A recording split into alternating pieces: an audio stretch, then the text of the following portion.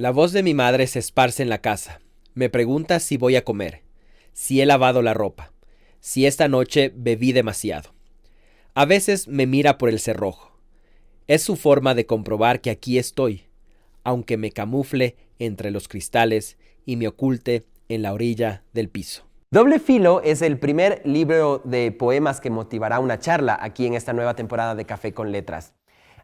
Es un libro que está dividido en 3 secciones y en las 3 secciones pueden encontrar un uso estilístico del lenguaje que es admirable. Pero además, temas que motivan mucho debate. Por ejemplo, la madre y la relación de la figura de madre con la muerte, el uso propio del lenguaje y de este oficio de la escritura, pero también del cuerpo y de lo íntimo. Aquí la entrevista con la autora.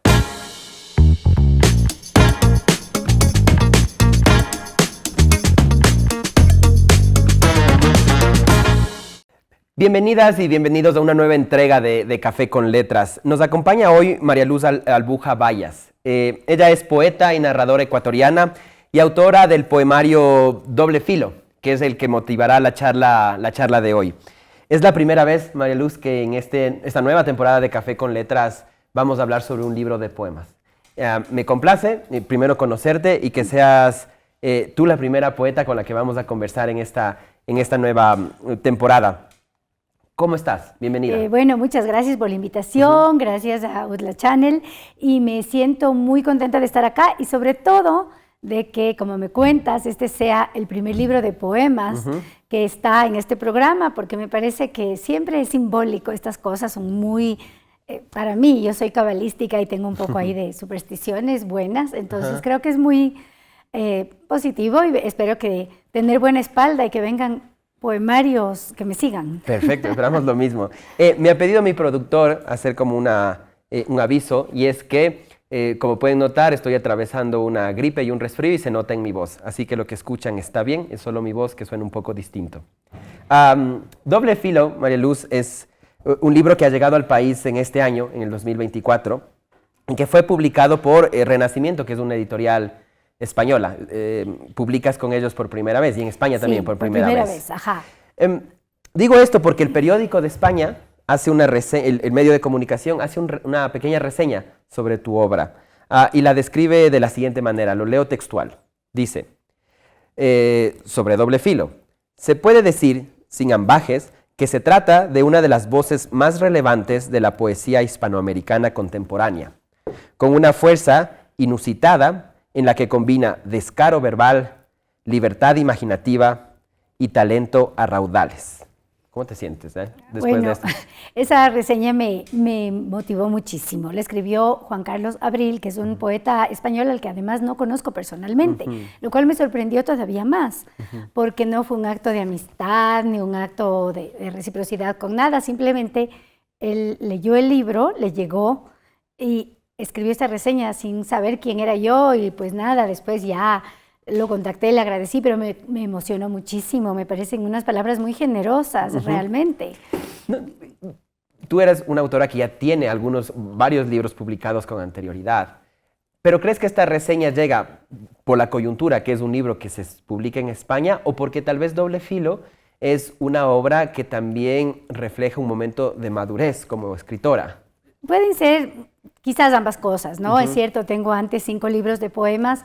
Algunos de ellos ya tenían su madurez y han circulado muy bien y han sido muy bien recibidos por la crítica, también fuera del país, pero claro, estaban publicados acá, o bueno, tengo un libro en Colombia, tengo un libro en México, pero en España no había estado nunca, y entonces, por un lado, sí, quizás el mismo hecho de que no me conozcan como persona y solo se enfrenten a la poesía, hace que a veces la crítica sea diferente.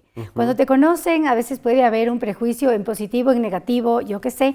Cuando no te conocen, te encuentras con la poesía. Vale. Y esto ha sido lindo, porque en España he tenido unas críticas increíbles y creo que sí tiene que ver mucho más el hecho de que para ellos es algo distinto, que quizás llama la atención porque no se parece mucho ni a mi poesía anterior, ni mucho a la poesía que tal vez se hace ahorita en España. No lo sé, es solo una idea que tengo, ¿no? Vale. Pero puede ser que llame la atención, sí. Doble Filo es una estructura que está dividida en 3 secciones, 3 grandes secciones. La primera se llama Autorretrato, y aquí bien que lo aclarábamos antes de empezar la entrevista, que habla o transita los temas que tienen que ver sobre la muerte de una madre. No es tu madre, No. es una ficción Sí. que está inspirada en una obra teatral, me decías, Sí. ¿no? Después está la sección lengua, que me parece a mí, es una interpretación que hago, que donde tratas los poemas más, te permites tal vez más libertad estética, si cabe el término, y entonces experimentas más el lenguaje. Y después está arma.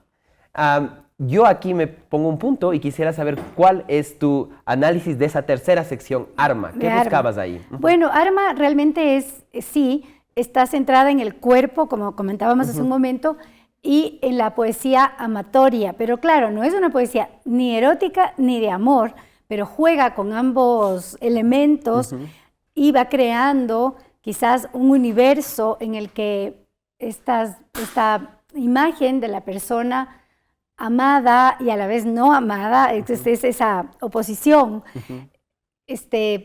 genera, ¿no?, mucho conflicto, pero no es una cuestión dramática ni es una cuestión romántica, sino que se va mucho exacto por el tema del cuerpo, quizás, Vale. ¿no? Esa Sí. es la Y además, como lo característica. decía la reseña del periódico, toda esta obra, digamos, hay un cuidado estético y de lenguaje que supera más que el romanticismo que uno puede encontrar en estos temas. Claro, por lo que pasa es supuesto. que el gran protagonista de este libro es el lenguaje, es una propuesta estética que va unitariamente y por eso todas las secciones llevan este subtítulo de doble filo.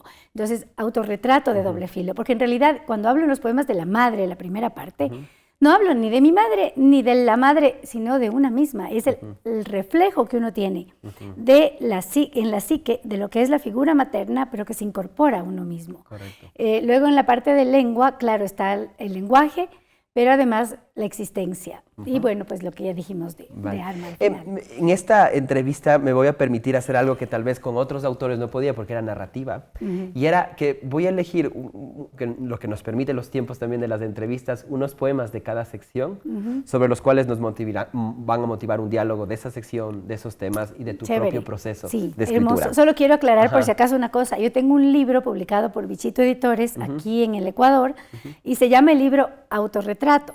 Pero ese autorretrato no tiene nada que ver con la sección autorretrato de este libro. Vale. Autorretrato simplemente se llama así porque recoge mis libros anteriores en un solo volumen. Bueno, muy bien.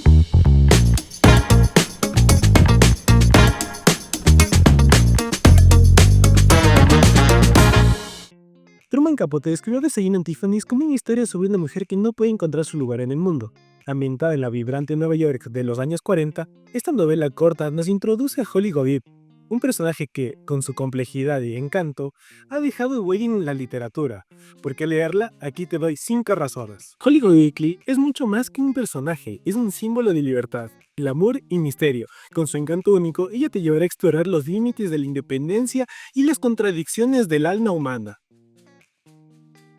Capote pinta una Nueva York vibrante, pero también solitaria, y es a través de los ojos de un narrador que observa con fascinación un mundo de Holly. La ciudad se convierte en un personaje más de la historia, lleno de luces y sombra. La prosa de Capote es simple pero cautivadora. Su habilidad para describir emociones de ambientes te hará sentir como si caminaras por las calles de Nueva York junto a sus personajes. La relación entre el narrador y Holly es única. No es exactamente romántica, pero tampoco es una amistad común. Es una conexión profunda basada en la comprensión mutua y cómo ambos enfrentan su soledad. Este vínculo le da a la historia un toque humano y entrañable. Sin revelar demasiado, el final de esta historia te deja con más preguntas que respuestas. Capote no busca cerrarlo con todo un lazo perfecto, sin invitarte a reflexionar sobre el destino de sus personajes y lo que significa encontrar un lugar en el mundo.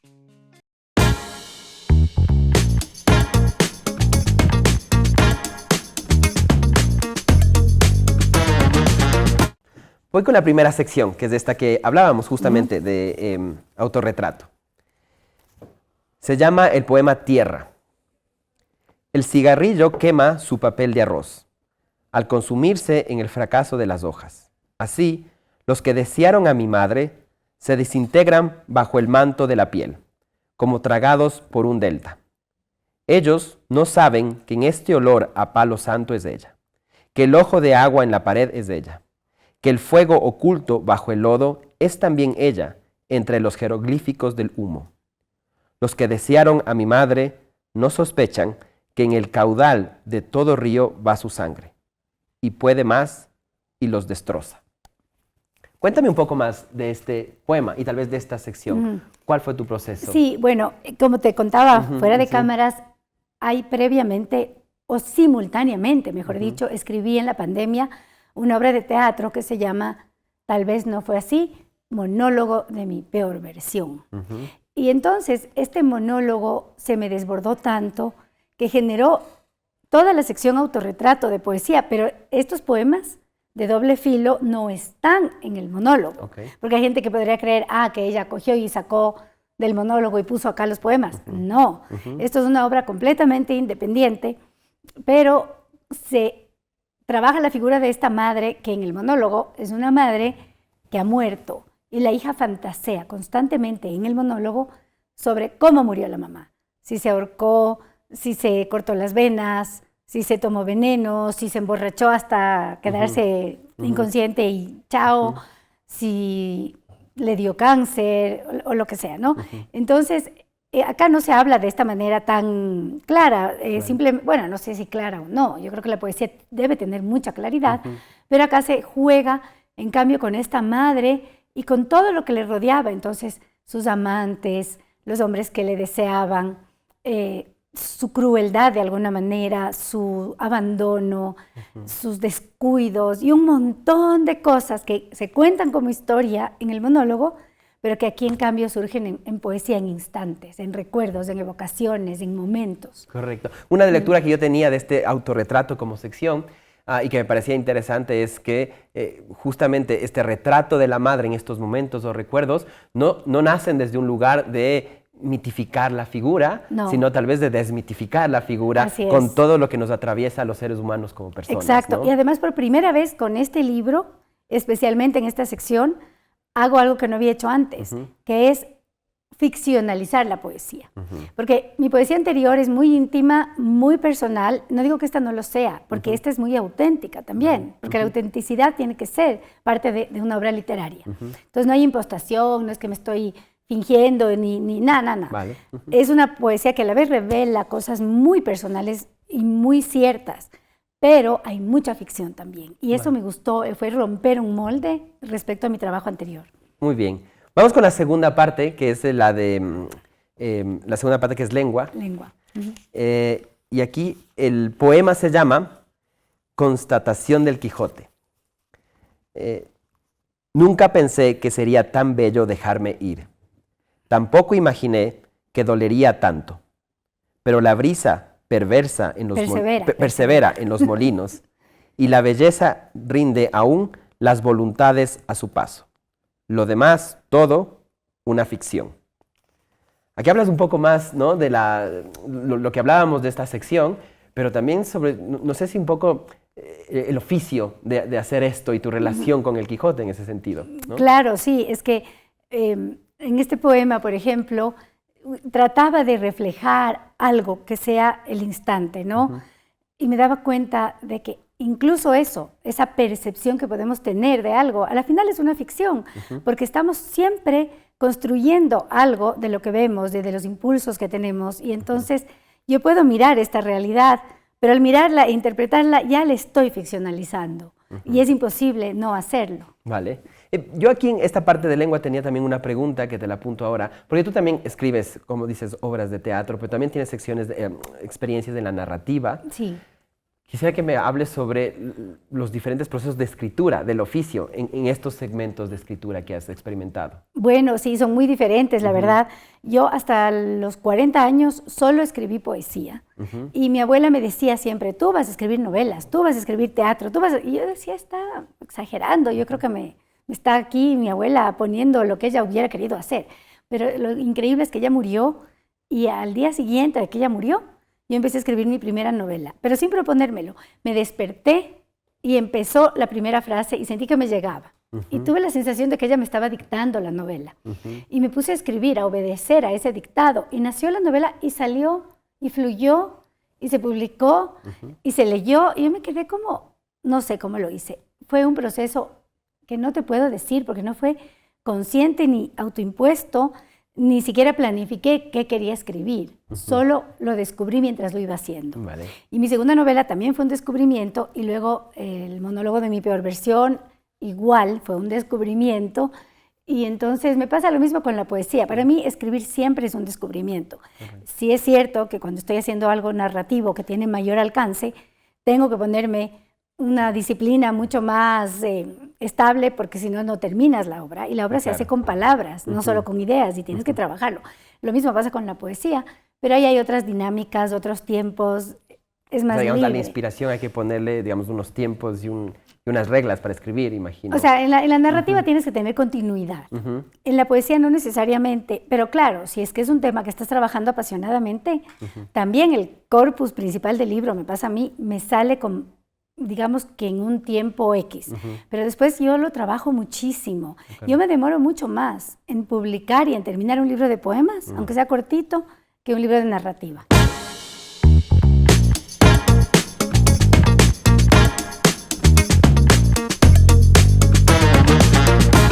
En medio de la pandemia, Lorena Ballesteros enfrentó una situación difícil. Se quedó sin trabajo. Pero lo que parecía ser un obstáculo se convirtió en una oportunidad para redescubrir su pasión por los libros. Así nació Books by Lolita, un proyecto que combina reseñas literarias y un ambicioso reto personal.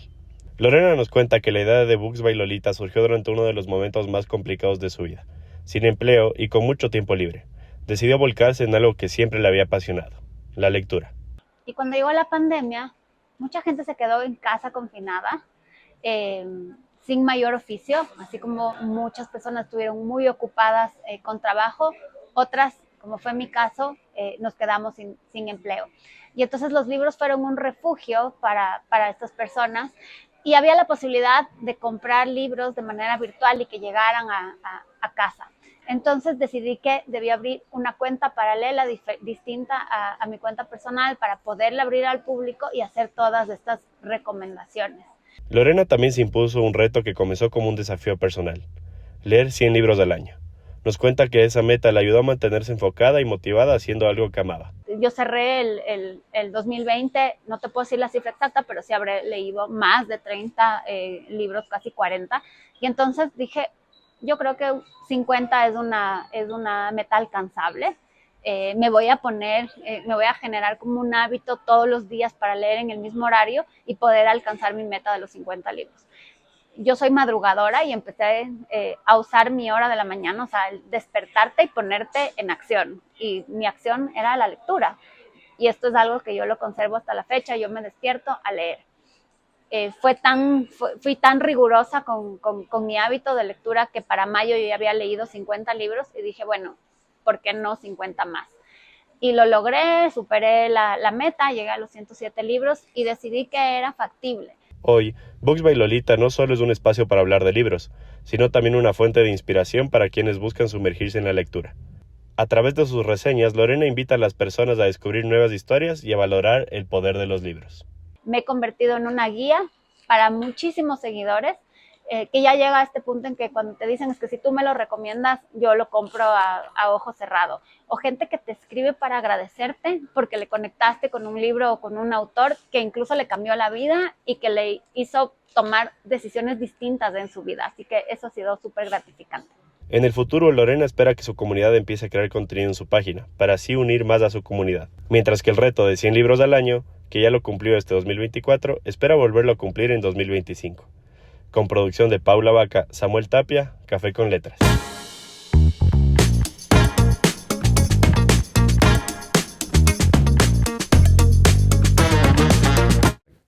Para la tercera parte, te pediría que es una parte más íntima del cuerpo, ¿no es cierto?, que hablábamos al principio, que nos leas uno de los poemas que tú elijas en este momento de esa tercera sección que hablábamos. Ok, vamos a ver, voy a leerles de acá.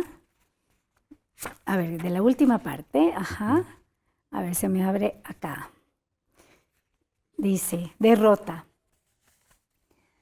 Casi al extremo de sus vértebras, con la violenta extenuación del tigre, mi amante sube la montaña, memoriza líneas interminables, hurga al final de sus recuerdos lo que el día aniquiló. Tan cerca el árbol, tan veloz la tierra, no encuentra rama donde asirse y cae herido por el curso de esta historia. Bestia, perro, amor mío, no tengo un nombre que lo abarque, salvo el que vaya a interpretar mañana. Viene por mí cuando hay tormenta. Su rastro entonces olerá como los charcos. Mis huellas serán lavadas. Podré ocultarme en las columnas cuando arranque la función y su mujer lo aclame. Tan firme el suelo, tan frágiles los muros. No encuentro viga donde asirme y caigo herida en mi papel tras el telón. Muy bien. María Luz, cuando te leía, ya preparaba esta entrevista, y como te digo, es la primera poeta en esta nueva temporada de Café con Letras, creo que es también necesaria saber tu opinión y tu voz sobre el momento de la literatura en general, de la narrativa y de la poesía de la voz de la mujer ecuatoriana. ¿Qué opinión tienes de este momento que estamos viviendo? Y en ese momento, ¿dónde se ubica María Luz Albuja? Bueno, es difícil saber. Primero te voy a hablar del momento. Sí. Donde me ubico yo, creo que no lo sabe nunca, porque uno solo sabe eso cuando ya se muere y no lo sabe uno, lo saben los demás. Pero se sabe, digamos. A ver, yo creo que es un momento de mucha ebullición y mucha potencia en la poesía femenina ecuatoriana, no solo ecuatoriana, sino de toda la región y quizás de todo el planeta. Hemos tenido premios Nobel mujeres, bueno, el año pasado fue John Fosse, pero digamos el año antepasado y ahora mujeres maravillosas, potentes. Hemos tenido muchas poetas que están brillando en Rusia, que están brillando en Ucrania, que están brillando en países donde quizás siempre la poesía masculina ha tenido más visibilidad. Y lo mismo en el Ecuador, es que la poesía masculina ha tenido más visibilidad siempre. No lo digo como una cuestión de resentimiento, ni mucho menos. Ahora creo que hay factores que han ayudado mucho. Uno es el factor editorial, porque las editoriales, sobre todo independientes, han apostado un montón por la voz femenina, pero además, obviamente, sí se conjuga con un trabajo potente de calidad. Porque sí ha ocurrido, y yo lo observo con objetividad, ha habido ocasiones en que por dar una cuota de presencia femenina en una antología, en un evento, a veces no ha habido una curaduría o simplemente por decir, vamos a poner a estas mujeres que participen, pero no se ha cuidado necesariamente que sea un trabajo sostenido, sólido. Y ahora yo sí creo que las mujeres y me voy a incluir, que estamos trabajando, lo hacemos como un oficio con todo, a pesar de las dificultades extraliterarias, de la maternidad o no, del trabajo, de todo, y estamos realmente aportando como lo podrían hacer los varones, ¿no? Entonces creo que por eso tiene una validez bien fuerte ahora, porque ahora, no es que ahora que te van a decir, por ser mujer le vamos a invitar. Claro. Eso ya no pasa. Pero digamos, lo que dices, rescato, perdóname ahí solo porque es claro, puede haber un movimiento editorial, sobre todo de algunas editoriales extranjeras que han mirado a este sector, pero si no encuentran en este sector el talento, digamos, deja de producir. Exacto, tenemos por ejemplo a Mónica Ojeda, que le han publicado, es un fenómeno literario en España y en otros países. ¿Cómo sería si no hubiera calidad? Correcto. No, le puede publicar la mejor editorial del mundo que venda por todo lado, que si no es una obra que se sostiene, no podemos hablar de que haya una... O le siguen pidiendo más obras. Y ya no le pedirían más y ya quedaría, ¿no es cierto? Entonces yo sí creo que hay una potencia. Tenemos Solange Rodríguez, a María Fernanda Umpuero, odio dar nombres, pero después siempre me olvido. Falta uno, sí. Muchos, Gabriela Ponce en la narrativa, tenemos en la poesía a María Auxiliadora Valladares, a Sandra de la Torre, a Rocío Soria, tenemos a Janet Toledo, a Ángeles Martínez. O sea, es increíble la lista, ¿no es cierto? ¿Dónde estoy yo? Yo creo que, bueno, pertenezco a una generación que quizás está un poquito a la deriva en cuanto a lo que ha sido la difusión en el Ecuador y la crítica en el Ecuador. Somos poetas que hemos tenido afuera bastante... Nos han mirado, ¿sí? Nos han considerado, pero dentro del Ecuador hasta hace poco no estábamos tan miradas. A ver, no estoy hablando absolutamente, me van a decir que es injusto, porque es cierto que sí. Pero para una generación de transición un poco. De transición, exacto, porque además no pertenecemos, aunque sí tenemos mucha relación y diálogo y compartimos muchísimo con las relaciones más jóvenes, con las poetas más jóvenes, como Valeria Guzmán, como Andrea Rojas, Camila Peña, o sea, estamos siempre en diálogo, en contacto, pero ¿qué pasa? Nosotras no somos ni del feminismo actual, que es más beligerante. Nosotros somos una generación de mujeres que quizás nos casamos más jóvenes, tuvimos hijos, fuimos haciendo el oficio con unas dificultades que no digo que las más jóvenes no las tengan, pero que han tenido otras opciones, ¿no? Pero tampoco somos de las que realmente para escribir tenían que por poco ocultarse, ¿no? Aunque si yo te contara mis historias personales, he vivido cosas de terror, pero sí, digamos que somos una transición.